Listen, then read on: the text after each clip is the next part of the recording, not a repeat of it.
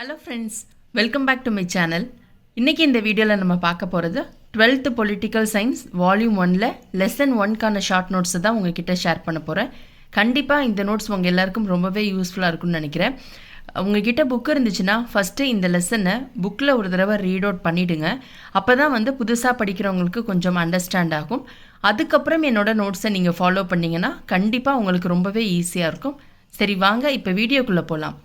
Lesson 1 Indian constitution, தமிழில் இந்திய அரசியலமைப்புன்னு அர்த்தம். 1976 42வது சட்ட திருத்தத்தின் அந்த சட்ட திருத்தம் கொண்டு வந்தது யாருடைய பீரியட்லன்னு பார்த்தீங்கன்னா இந்திரா காந்தி அவங்க பீரியடில் தான் கொண்டு வந்தாங்க. அமெண்ட்மெண்ட் அப்படிங்கிறது சட்ட திருத்தம். நிர்ணய சபையின் முதல் கூட்டம் 9th டிசம்பர் 1946 டெல்லியில் தான் நடைபெற்றது. இரண்டாவது கூட்டம் 14th ஆகஸ்ட் 1947 கண்டக்ட் பண்ணாங்க. அது எப்படின்னா பாகிஸ்தான் பிரிவினைக்கு பின்னாடி தான் இந்த இரண்டாவது கூட்டம் நடைபெற்றது. இந்த முதல் கூட்டம் பார்த்திங்கன்னா 11 மணிக்கு ஸ்டார்ட் பண்ணியிருக்காங்க. எங்கன்னா டெல்லியில் உள்ள அரசமைப்பு அரங்கம் அந்த இடத்துல தான் முதல் கூட்டம் நடைபெற்றது. நிர்ணய சபை உறுப்பினர்களின் தேர்வு மறைமுக வாக்கெடுப்பு மூலமாக தான் அவங்க மெம்பர்ஸை செலக்ட் பண்ணியிருக்காங்க. அடுத்ததாக டிராஃப்டிங் கமிட்டி மெம்பர்ஸ் யாருங்கிறத நம்ம பார்க்கலாம். என் மாதவராவ், சையத் முகமது சாதுல்லா, டாக்டர் BR அம்பேத்கர், அல்லாடி Krishnasamy Iyer, PN Rao, SN Mukherjee, JK கண்ணா, கேவல் கிருஷ்ணா இவங்க எல்லாம் தான் வரைவு குழுவின் உறுப்பினர்களாக இருந்திருக்காங்க. அடுத்ததாக அரசியல் நிர்ணய சபை உறுப்பினர்களின் எண்ணிக்கை பார்க்கலாம். மாகாணத்தை பொறுத்த வரைக்கும் எவ்வளோ உறுப்பினர்கள் இருந்திருக்காங்கன்னா 292 உறுப்பினர்கள். சுதேச அரசுகள் மொத்தமாக 93 பேர் உறுப்பினர்களாக இருந்திருக்காங்க. பலுச்சிஸ்தான் சார்பில் ஒருவர், மாகாண முதன்மை ஆணையர்கள் 3 பேர். மொத்த உறுப்பினர்களின் எண்ணிக்கைன்னு எடுத்துட்டோன்னா 389. கூட்டத்தின் ஃபஸ்ட்டு கூட்டுப்பொருள் தற்காலிக தலைவர் தேர்வு. அதாவது ஒரு கூட்டத்தை கண்டக்ட் பண்ணிட்டாங்க. அந்த கூட்டத்தோட முதல் கூட்டுப்பொருள் என்னன்னு பார்த்தீங்கன்னா முதல்ல ஒரு தற்காலிக தலைவரை செலக்ட் பண்ணணும். ஆச்சாரிய JB கிருபாலினி யாரை தலைமையேற்று நடத்தும்படி கேட்டுக்கொண்டார். அதாவது அந்த கூட்டத்தில் ஆச்சாரிய JB கிருபாலினி என்ன சொல்லியிருப்பார்னா டாக்டர் சச்சிதானந்தா சின்ஹாவை தலைமையேற்று நடத்தும்படி கேட்டுக்கிட்டாரு. டாக்டர் சச்சிதானந்த சின்ஹா மறைவுக்கு பின் டாக்டர் ராஜேந்திர பிரசாத் கூட்டத்திற்கு தலைமை வகித்தார். ஃபர்ஸ்ட் தலைவராக இருந்தது யாரு? டாக்டர் சச்சிதானந்த சின்ஹா. இவரை தலைமையேற்று நடத்தும்படி கேட்டுக்கொண்டவர் யாருன்னா ஆச்சாரிய JB கிருபாலினி.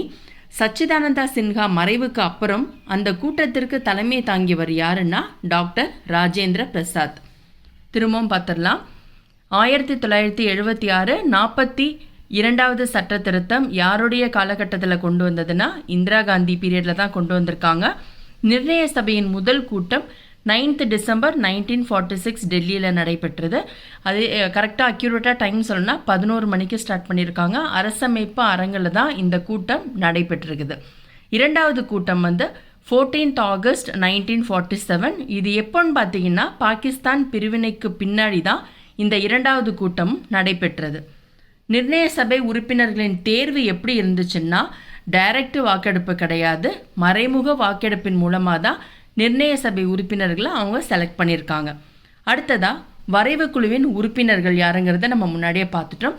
ஜஸ்ட் இப்போ ஒரு தடவை ரீகால் பண்ணுறேன். நான் எதுக்காக 2 times ரிப்பீட் பண்ணுறேன்னா கண்டிப்பாக உங்களுக்கு ஓரலாக கேட்கும் போது அது ஆட்டோமேட்டிக்காக மைண்டில் செட் ஆகிடும். ஸோ அதுக்காக தான் நான் 2 times உங்களுக்கு ரிப்பீட் பண்ணுறேன். என் மாதவராவ், சையத் முகமது சாதுல்லா, டாக்டர் BR அம்பேத்கர், அல்லாடி Krishnasamy Iyer, PN Rao, SN Mukherjee, JK கண்ணா, கேவல் கிருஷ்ணா இவங்க எல்லாரும் தான் இந்தியன் கான்ஸ்டியூஷனில் டிராஃப்டிங் கமிட்டி மெம்பர்ஸாக இருந்திருக்காங்க. அரசியல் நிர்ணய சபை உறுப்பினர்களின் எண்ணிக்கைன்னு மொத்தமாக கேட்டாங்கன்னா 389. அந்த 389 எதுலேருந்து உறுப்பினர்களை எடுத்திருக்காங்கங்கிறத கண்டிப்பாக நம்ம தெரிஞ்சுக்கணும். மாகாணத்திலேருந்து 292, சுதேச அரசுகளில் 93, பலுச்சிஸ்தான் சார்பில் ஒருவர், மாகாண முதன்மை ஆணையர்கள் 3 பேர். மொத்த உறுப்பினர்கள் எவ்வளோ? 389. அந்த நடைபெற்ற கூட்டத்தின் முதல் கூட்டுப்பொருள் என்னன்னா தற்காலிக தலைவரை தேர்ந்தெடுக்கணும். இதுதான் அவங்களுடைய முதல் நோக்கமாக இருந்துச்சு. அந்த கூட்டத்திற்கு தலைமை வகித்த முதல் நபர் யாருன்னா டாக்டர் சச்சிதானந்த சின்ஹா. இவரை தலைமையேற்று நடத்தும்படி கேட்டுக்கொண்டவர் யாருன்னா ஆச்சாரிய ஜே.பி. கிருபாலினி. அதுக்கப்புறம் டாக்டர் சச்சிதானந்த சின்ஹா இறந்ததுக்கப்புறம் கூட்டத்திற்கு தலைமை தாங்கியவர் யாருன்னா டாக்டர் ராஜேந்திர பிரசாத். ஜனவரி 24, 1950 அரசமைப்பிற்கு ஒப்புதல் வழங்கினது யாருன்னா டாக்டர் ராஜேந்திர பிரசாத். இவரோட தலைமையில் தான் கூட்டம் நடைபெற்றுச்சுன்னு பார்த்தோம். வருஷத்தை மறந்துடாதீங்க. ஜான்வரி 24, 1950. நவம்பர் 26, 1949 284 உறுப்பினர்கள் அரசமைப்பினை ஏற்று கையொப்பமிட்டனர். அதாவது இந்திய அரசியலமைப்பை ஏற்று எத்தனை உறுப்பினர்கள் கையொப்பமிட்டாங்கன்னா 284 உறுப்பினர்கள் அக்செப்ட் பண்ணிட்டு சைன் பண்ணியிருக்காங்க. வருடம் 1949 நவம்பர் 26. இன்னொரு முக்கியமான விஷயம் என்னென்னா, நான் புக்கில் என்னென்ன வருடங்கள் இம்பார்ட்டண்ட்டோ அது ரிலேட்டடாக உள்ள ஈவெண்ட்ஸை தான் நான் நோட்ஸாக எடுத்திருக்கேன். ஸோ புதுசாக நீங்கள் இந்த வீடியோவை பார்க்கும் போது இல்லை டிஎன்பிசிக்கே நான் ஃப்ரெஷ் அப்படிங்கிறவங்க இந்த வீடியோவை பார்க்கும்போது கண்டிப்பாக கொஞ்சம் கன்ஃபியூஷனாக தான் இருக்கும். ஸோ அவங்களுக்காக தான் நான் திரும்பவும் சொல்கிறது என்னென்னா, புக்கை ஒரு தடவை ஃபுல்லாக கோத்ரோ பண்ணிவிடுங்க. முதல் தடவை படிக்கும்போது கண்டிப்பாக கொஞ்சம் குழப்பமாக தான் இருக்கும். 1 or 2 டைம்ஸ் நீங்கள் ரீட் அவுட் பண்ணும் போது அதில் என்ன கான்செப்ட் இருக்குங்கிறது உங்களுக்கு ஓரளவுக்கு அண்டர்ஸ்டாண்ட் ஆகிடும். அதுக்கப்புறம் நீங்கள் என்னோட நோட்ஸை ஃபாலோ பண்ணிங்கன்னா கண்டிப்பாக உங்களுக்கு ரொம்ப ஈஸியாக இருக்கும். டிசம்பர் 9, 1946 ஜான்வரி 24, 1950 வரைக்கும், அதாவது 1946 1950 இந்த இடைப்பட்ட காலகட்டத்தில் மொத்தமாக 12 தொகுதிகள் நடைபெற்றிருக்கும். அதாவது நிர்ணய சபையில் நடந்த விவாதங்களின் தொகுதிகள் எவ்வளோன்னு கேட்டாங்கன்னா 12 தொகுதிகள். எந்த வருஷம் சொன்ன 1946 1950 இந்த இடைப்பட்ட காலத்தில் மொத்தமாக 12 தொகுதிகள் நடைபெற்றிருக்கும். இந்திய அரசியலமைப்பு ஏற்றுக்கொள்ளப்பட்டது, அடாப்டட், இங்கிலீஷில் அடாப்டட்னு சொல்லுவாங்க. அது எப்போ ஏற்றுக்கொள்ளப்பட்டதுன்னா நவம்பர் 26, 1949. நடைமுறைக்கு வந்தது இங்கிலீஷில் கேம் இன்டு ஃபோர்ஸ் அப்படின்னு சொல்லுவாங்க. நடைமுறைக்கு வந்த நாள் ஜான்வரி 26, 1950. அடுத்ததாக 82வது சட்ட திருத்தம் 2002 படி, அதாவது விதி 21A என்ன சொல்லுதுன்னா, 6 முதல் 14 வயது சிறார்களுக்கு இலவச கட்டாய கல்வி. இது ரொம்பவே முக்கியமானது, கண்டிப்பாக இம்பார்ட்டண்ட்டு நோட் பண்ணி வச்சுங்க. திரும்பவும் சொல்கிறேன், 82வது சட்ட திருத்தத்தின் படி வருடம் 2002 ஆர்டிக்கிள் 21A என்ன சொல்லுதுன்னா, 6 முதல் 14 வயது சிறார்களுக்கு இலவச கட்டாய கல்வி. அதாவது கட்டாயமாக 6லேருந்து 14 வயது வரை உள்ள குழந்தைகளுக்கு இலவச கல்வி வழங்கப்படணும்னு சொல்லக்கூடிய விதி 21A. சட்ட திருத்தம்னு கேட்டாங்கன்னா 82வது சட்ட திருத்தம் 2002. எப்பொழுதுமே ஒரு சட்ட திருத்தம் கொண்டு வராங்கன்னா அது எந்த வருடம் அப்படிங்கிறத நம்ம தெரிஞ்சுக்கணும். சிறார் இலவச கட்டாய கல்வி சட்டம்னு கேட்டாங்கன்னா 2009. குடியுரிமை சட்டம் 1955. குடியுரிமை பெறுதல் மற்றும் உறுதிப்படுத்துதல் தொடர்பானது தான் இந்த சட்டம். 2015 பிப்ரவரி 27 மக்களவையில் குடியுரிமைகள் சட்ட வரைவு கொண்டு வரப்பட்டது. வருடம் 2015 இந்த குடியுரிமைகள் சட்ட வரைவு கொண்டு வரப்பட்டது. குடியுரிமை சட்டம் 1955 திருத்தம் மேற்கொள்ளப்பட்டது. 1978 44வது சட்ட திருத்தத்தின் படி சொத்துரிமை நீக்கப்பட்டது. அதாவது சொத்துரிமை நீக்கப்பட்டு விதி 300A கொண்டு போய் வச்சுட்டாங்க. திரும்பவும் சொல்கிறேன், சொத்துரிமைங்கிறது சாதாரண உரிமையாக கொண்டு வரப்பட்ட ஆர்டிக்கிள் 300A சொத்துரிமையை வச்சுட்டாங்க. அமெண்ட்மெண்ட்டை மறந்துடாதீங்க. 44வது சட்ட திருத்தம் 1978. அடுத்ததாக விதி 40 கிராம பஞ்சாயத்தை குறிக்கும். விதி 79 இந்திய ஒன்றியத்தின் நாடாளுமன்றம், குடியரசுத் தலைவர் மற்றும் ஈரவைகள் தொடர்பானது. திரும்பவும் ஒரு தடவை ரிப்பீட் பண்ணிடலாம். ஜான்வரி 24, 1950 அரசமைப்பிற்கு ஒப்புதல் வழங்கியவர் டாக்டர் ராஜேந்திர பிரசாத். நவம்பர் 26, 1949 284 உறுப்பினர்கள் அரசமைப்பினை ஏற்று கையொப்பமிட்டனர். டிசம்பர் 9 1946லேருந்து ஜனவரி 24 1950, இந்த 46லேருந்து 50 இந்த 4 ஆண்டு காலத்தில் மொத்தமாக 12 தொகுதிகள் நடைபெற்றிருக்கும். நிர்ணய சபை, அதாவது இந்த 12 தொகுதிங்கிறது என்னன்னா நிர்ணய சபையில் நடந்த விவாதங்களின் தொகுதிகள் அப்படின்னு கேட்டாங்கன்னா மொத்தமாக 12 தொகுதிகள். இந்திய அரசியலமைப்பு ஏற்றுக்கொள்ளப்பட்டது, அதாவது ஆங்கிலத்தில் அடாப்டர்னு சொல்லுவாங்க. இந்தியன் கான்ஸ்டியூஷனை அடாப்ட் பண்ண டே November 26, 1949 game in to force. அப்படிங்கிறது இந்திய அரசியலமைப்பு நடைமுறைக்கு வந்த நாள். எப்பொழுதுமே ஒரு விஷயத்தை ஏற்றுக்கிட்டு அதை நடைமுறைப்படுத்துறது அப்படிங்கிறது எந்த வருஷங்கிறது கண்டிப்பாக நமக்கு தெரிஞ்சிருக்கணும். ஜனவரி 26, 1950 தான் இந்திய அரசியலமைப்பு நடைமுறைக்கு வந்த நாள். அடுத்ததா 82வது சட்ட திருத்தம் 2002 விதி 21A இது குறிப்பிடுதுன்னா 6 முதல் 14 வயது வரை உள்ள சிறார்களுக்கு இலவச கட்டாய கல்வி. சிறார் இலவச கட்டாய கல்வி சட்டம் 2009, குடியுரிமை சட்டம் 1955.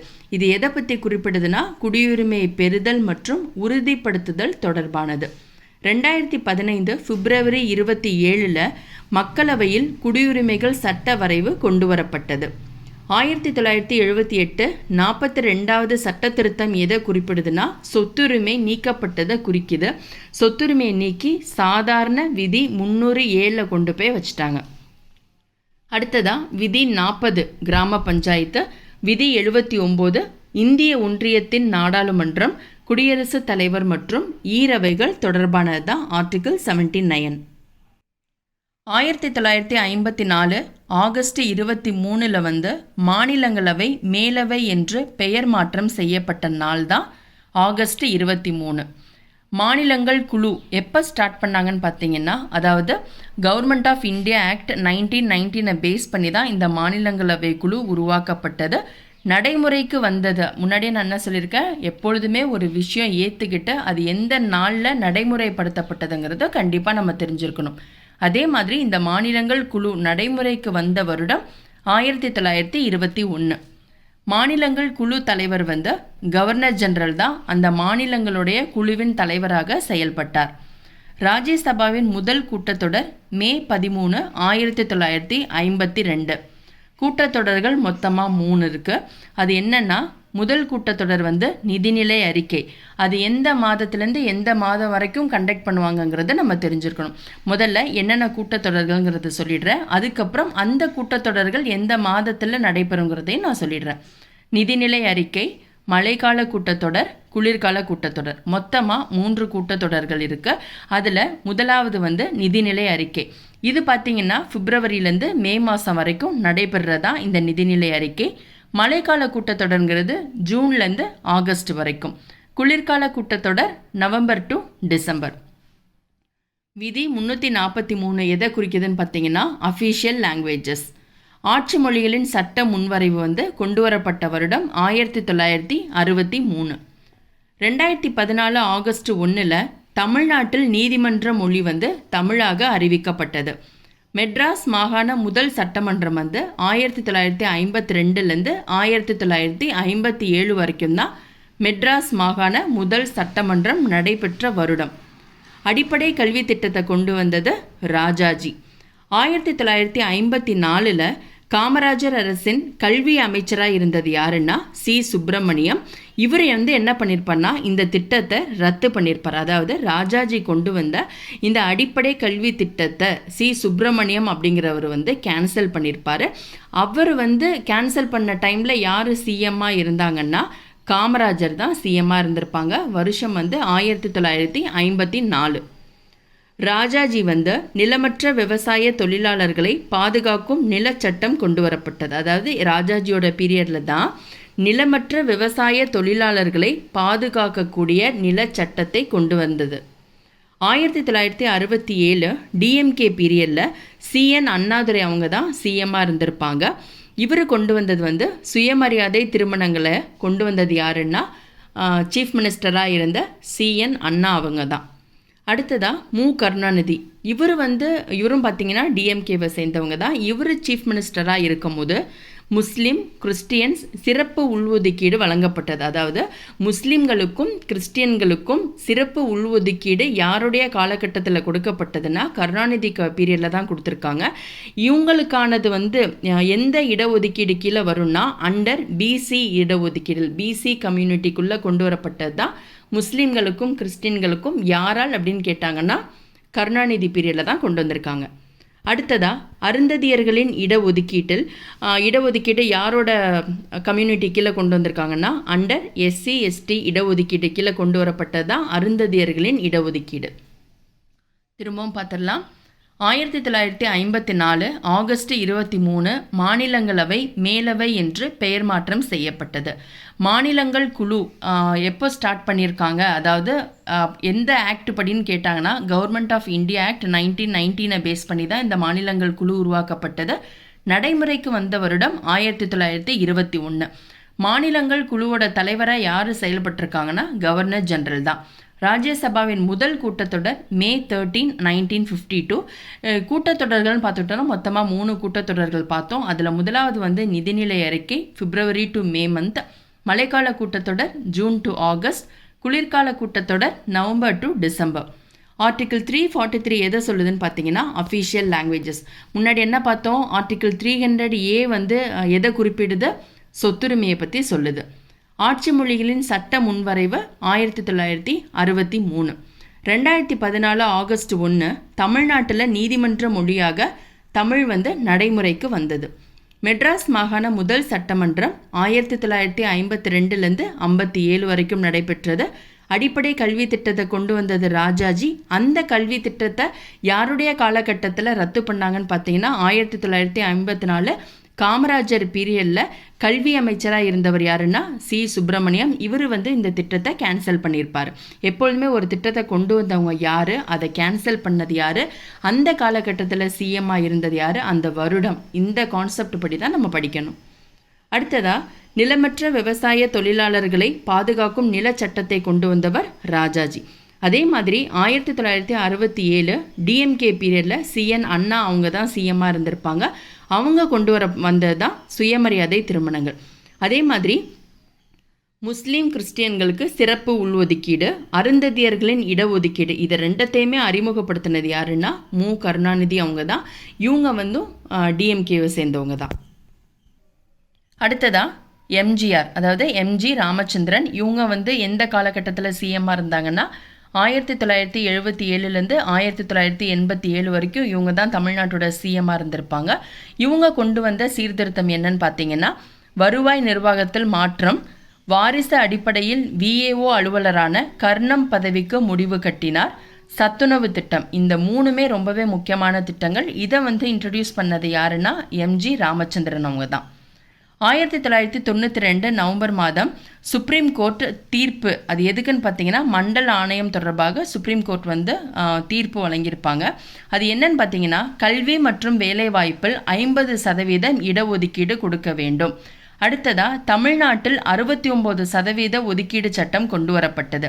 அது என்ன கம்யூனிட்டிக்குன்னு பார்த்தீங்கன்னா பிசி, எம்பிசி, எஸ்சி, எஸ்டி இவங்களுக்கு எல்லாமே 69% ஒதுக்கீடு சட்டம் கொண்டு வரப்பட்டது. அடுத்ததாக தமிழ்நாடு மாநில சட்டமன்றம், அதை பற்றின டீட்டெயில்ஸ் பார்க்கலாம். சட்டமன்ற உறுப்பினர்கள் உங்கள் எல்லாருக்குமே நல்லா தெரியும். மொத்தமாக தமிழ்நாட்டில் உள்ள சட்டமன்ற உறுப்பினர்களின் எண்ணிக்கை 234. இது ஈஸியாக ஞாபகம் வச்சுக்கலாம். 2, 3, 4 அப்படியே கண்டினியூஸாக வரும். பொது தொகுதின்னு எடுத்துட்டோன்னா 189, தனி தொகுதி 45. முதல் பொது தேர்தல் நடைபெற்ற வருடம் 1952. ஃபஸ்ட்டு கூட்டத்தொடர்னு அப்படின்னு எடுத்துக்கிட்டோன்னா மே 3ஆம் தேதி 1952 தான் முதல் கூட்டத்தொடர் நடைபெற்றது. விதி 333. ஆங்கிலோ இந்தியர் ஒருவர் ஆளுநரால் நியமனம் செய்யப்படலாம். அதாவது ஆங்கிலோ இந்தியர் ஒருவர் நியமனம் செய்யக்கூடிய விதி எதுன்னு கேட்டாங்கன்னா ஆர்டிகிள் 333 333 ஞாபகம் வச்சுங்க. மே 16, 2016 பொது தேர்தல் நடைபெற்றது. அது எத்தனாவது சட்டமன்ற தேர்தல்னு கேட்டாங்கன்னா 15வது தமிழக சட்டமன்றம், மே 21, 2016. அடுத்ததாக பப்ளிக் அக்கௌண்ட்ஸ் கமிட்டி, பொது கணக்கு குழுன்னு சொல்லுவாங்க. இதுக்கு தலைவர் யாருன்னு பார்த்தீங்கன்னா லோக்சபா உறுப்பினர்களில் ஒருவர் தான் இந்த பொது கணக்கு குழுவோட தலைவராக செயல்படுவார்.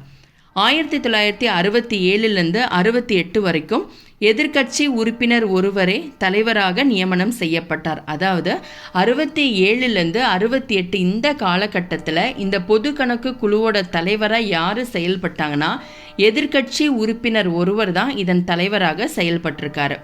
கமிட்டி தலைவர் யாரால் நியமனம் செய்யப்படுவாங்கன்னு கேட்டாங்கன்னா மக்களவை தலைவரால் நியமனம் செய்யப்படுபவர் தான் இந்த பொது கணக்கு குழுவுடைய தலைவர்.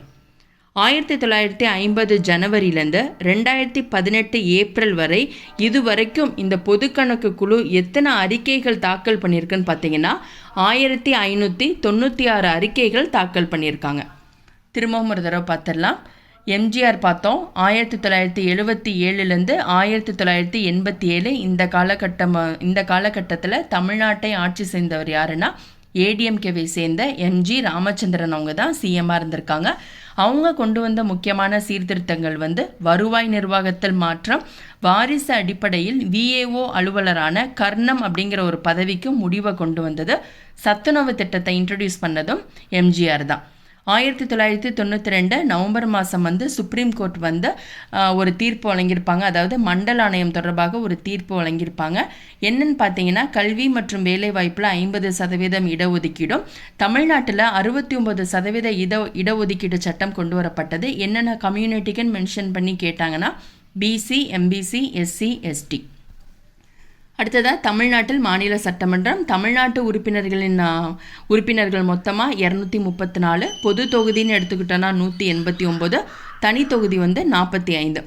முதல் பொது தேர்தல் நடைபெற்ற வருடம் 1952. ஃபஸ்ட்டு கூட்டத்தொடர் மே 3 1952. ஆர்டிகிள் 333 எதை சொல்லுதுன்னு பார்த்தீங்கன்னா ஆளுநரால் ஆங்கிலோ இந்தியன் நியமனம் பண்ணலாம் அப்படின்னு சொல்லக்கூடிய விதி தான் 333. திரும்பவும் ஒரு தடவை சொல்லிடுறேன். ஆர்டிகிள் 333 எதை சொல்லுதுன்னா ஆங்கிலோ இந்தியன் ஒருவரை ஆளுநர் நியமனம் செய்யலாம் அப்படின்னு சொல்லக்கூடிய விதி தான் ஆர்டிகிள் 333. முன்னாடி என்ன பார்த்தோம்? 300A சொத்துரிமை தொடர்பானது. மே 16 2016 பொது தேர்தல். 15வது தேர்தல், அதாவது 15வது தமிழக சட்டமன்றம் மே 21 2016. பப்ளிக் அக்கௌண்ட்ஸ் கமிட்டியோட தலைவர் யார் செயல்படுவா? லோக்சபா உறுப்பினர்களில் ஒருவர் தான் இந்த பப்ளிக் அக்கௌண்ட்ஸ் கமிட்டியோட தலைவராக செயல்படுவா. ஆனால் 1967 68 வரைக்கும் எதிர்க்கட்சி உறுப்பினர் ஒருவர் தான் அதன் தலைவராக செயல்பட்டிருக்கிறாரு. கமிட்டியோட தலைவரை யார் அப்பாயிண்ட் பண்ணுவான்னு பார்த்தீங்கன்னா மக்களவை தலைவர் தான் இந்த கமிட்டிக்கான தலைவரை நியமனம் பண்ணுவார். 1950 ஜனவரியிலேருந்து 2018 ஏப்ரல் வரைக்கும் இந்த பப்ளிக் அக்கௌண்ட்ஸ் கமிட்டி மொத்தமாக எத்தனை அறிக்கைகள் தாக்கல் பண்ணியிருக்குன்னு பார்த்தீங்கன்னா 1596 அறிக்கைகள் தாக்கல் பண்ணியிருக்கு. இது ரொம்பவே இம்பார்ட்டண்ட், கண்டிப்பாக கேட்க சான்சஸ் இருக்குது. நல்லா ஞாபகம் வச்சுங்க. நீங்கள் 1596 கூட ஞாபகம் வச்சுக்கன்னா எப்பொழுதுமே இந்த மாதிரி 4 டிஜிட் டபுளாக படித்தாதான் நமக்கு ஈஸியாக ஞாபகம் இருக்கும். 1596 ஞாபகம் வச்சுங்க. மொத்தமாக எத்தனை அறிக்கைகள் தாக்கல் பண்ணியிருக்காங்க? 1596. எந்த காலகட்டத்தில்? 1550 ஜனவரி மாதத்துலேருந்து 2018 ஏப்ரல் வரைக்கும் மொத்தமாக தாக்கல் பண்ண அறிக்கைகளின் எண்ணிக்கை 1596. அடுத்து நம்ம யாரை பற்றி பார்க்க போகிறோன்னா சங்கரலிங்கனார். இவருடைய ஊர் மணல்மேடு கிராமம். இது எந்த டிஸ்ட்ரிக்ட்னு பார்த்தீங்கன்னா விருதுநகர் மாவட்டத்தில் உள்ள மணல்மேடு அப்படிங்கிற கிராமத்தில் தான் சங்கரலிங்கனார் பிறந்திருப்பார். பிறந்த வருடம் 1895. பெற்றோர் கருப்பசாமி, வள்ளியம்மை.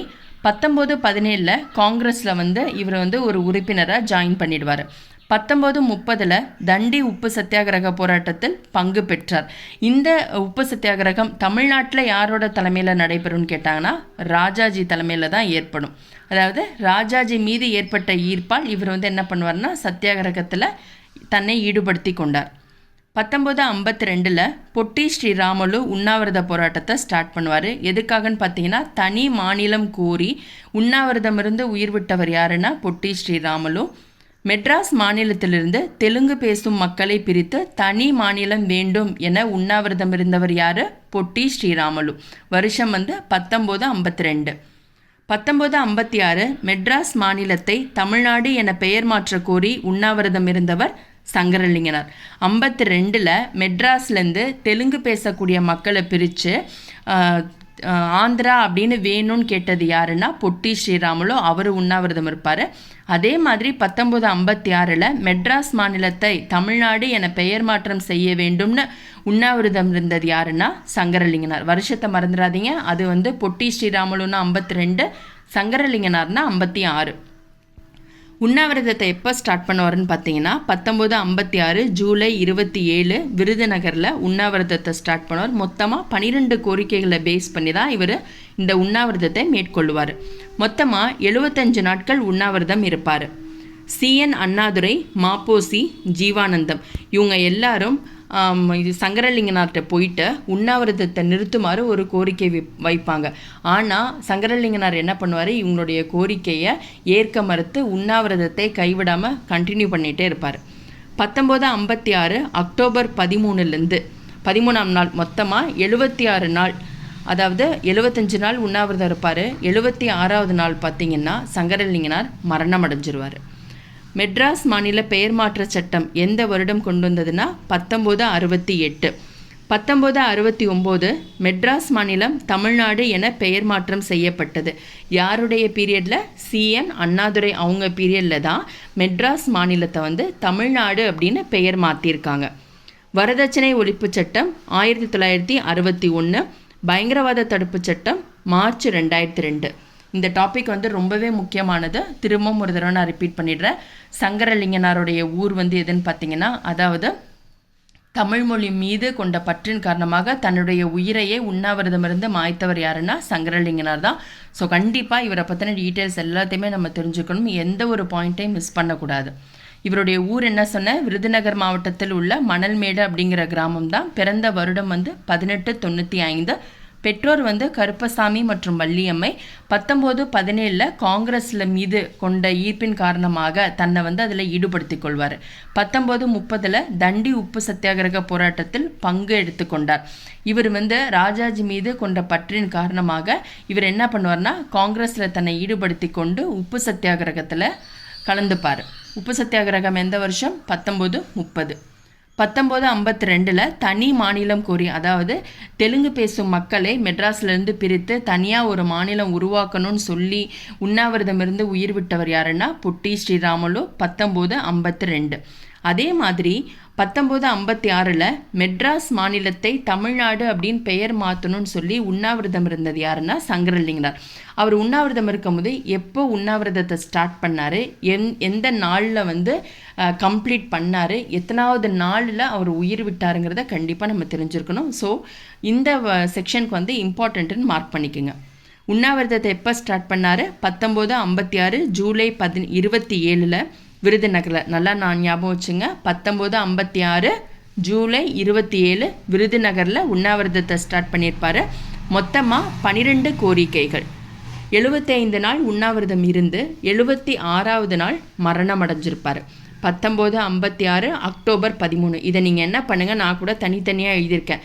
உண்ணாவிரதம் அப்படின்னு போட்டுட்டு ஸ்டார்ட் பண்ண டேட்டு, எண்டு டேட்டு, எத்தனாவது நாள் வந்து இறந்தார் அப்படிங்கிறத ஒரே லைனில் எழுதிட்டிங்கன்னா உங்களுக்கு படிக்கிறதுக்கு ஈஸியாக இருக்கும்.